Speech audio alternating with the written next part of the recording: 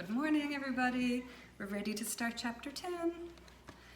He found himself in the neighborhood of the asteroids 325, 326, 327, 328, 329, and 330.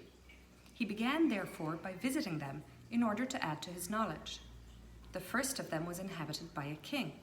Clad in royal purple and ermine, he was seated upon a throne which was at the same time both simple and majestic. "Ah, here is a subject," exclaimed the king when he saw the little prince coming. And the little prince asked himself, how could he recognize me when he had never seen me before?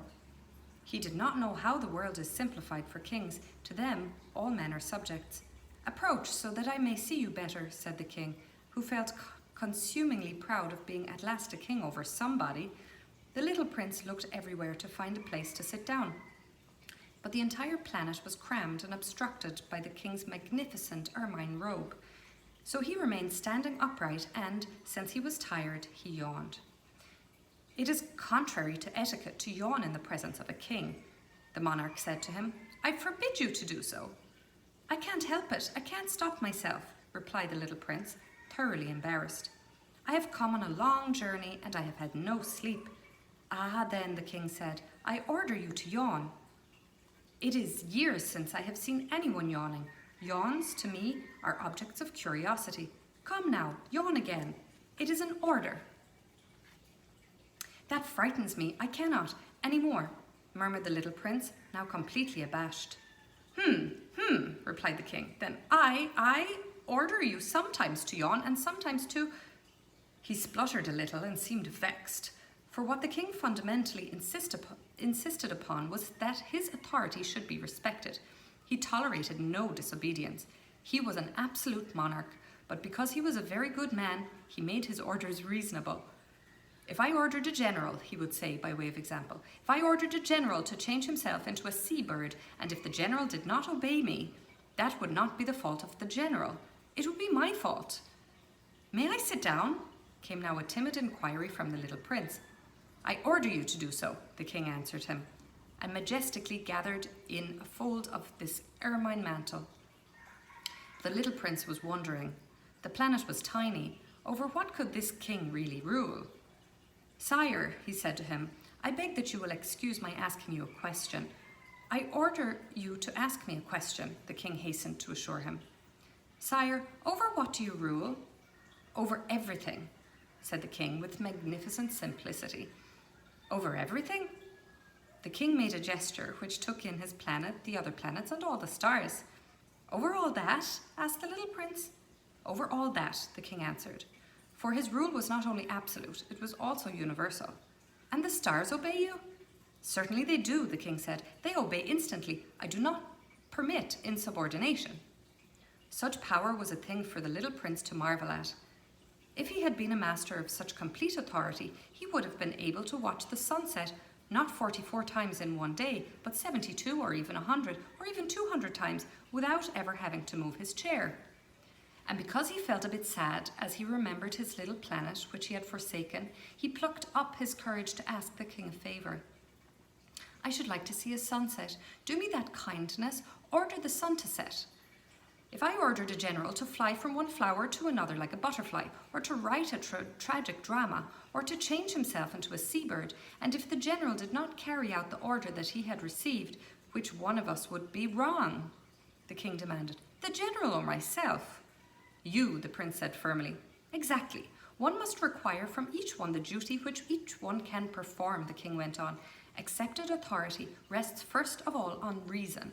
If you ordered your people to go and throw themselves into the sea, they would rise up in revolution.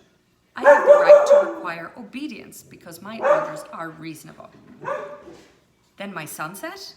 the little prince reminded him, for he never forgot a question once he asked it. "You shall have your sunset. I shall command it. But according to my science of government, I shall wait until conditions are favourable." "When will that be?" inquired the little prince. Replied the king, and before saying anything else, he consulted a bulky almanac.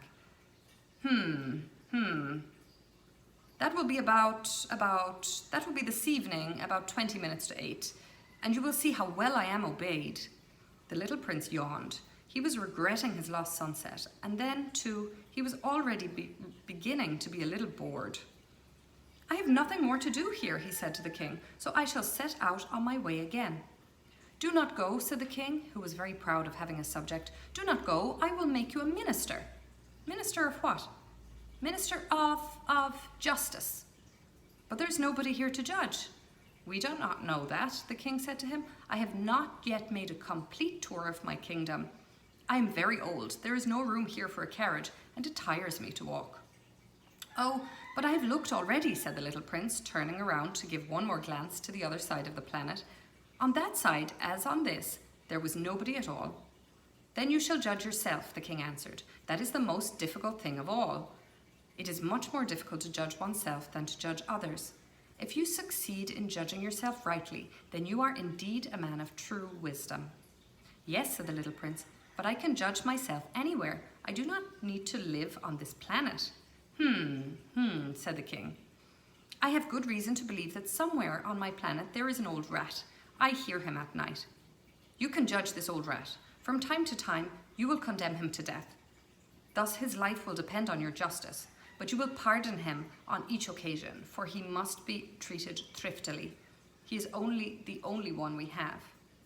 "I," replied the little prince, "do not like to condemn anyone to death, and now I think I will go on my way." "No," said the king, but the little prince, having now completed his preparation for departure, had no wish to grieve the old monarch. "If your majesty wishes to be promptly obeyed," he said, "he should be able to give me a reasonable order." I want to show you the picture of the king on his planet. There he is. Look how tiny that planet is and how great his robes are.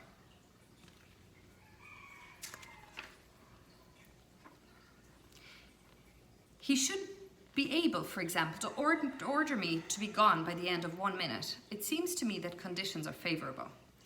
As the king made no answer, the little prince hesitated a moment. Then, with a sigh, he took his leave.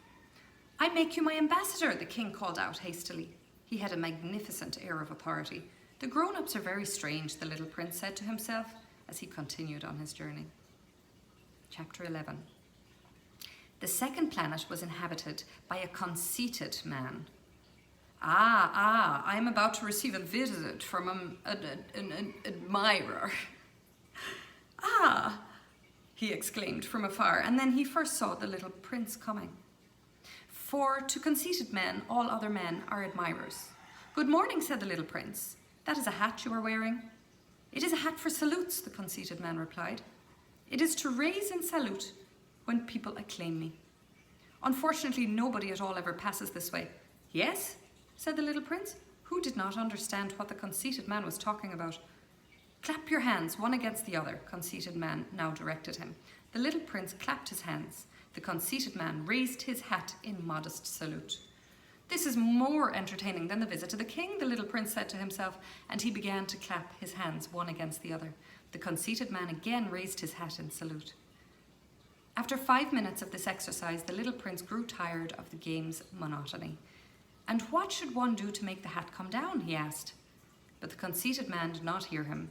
Conceited people never hear anything but praise. "Do you really admire me very much?" he demanded the little prince. "What does that mean, admire?" "To admire means that you regard me as the handsomest, the best dressed, the richest, and the most intelligent man on this planet." "But you are the only man on this planet." "Do me this kindness, admire me just the same." "I admire you," said the little prince, shrugging his shoulders slightly. "But what is there in that to interest you so much?" And the little prince went away.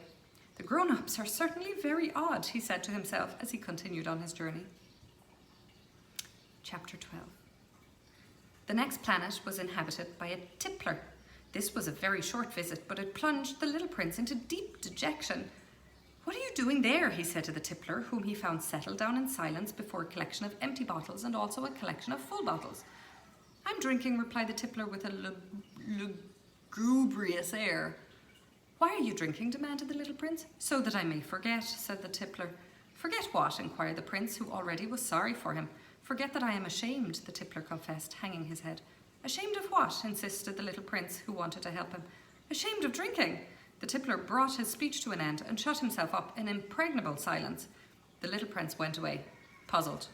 The grown-ups are certainly very, very odd, he said to himself as he continued on his journey. Here are the pictures of the conceited man and the tippler. And that will be it for today. And tomorrow we will continue on to chapter 13. Have a great day.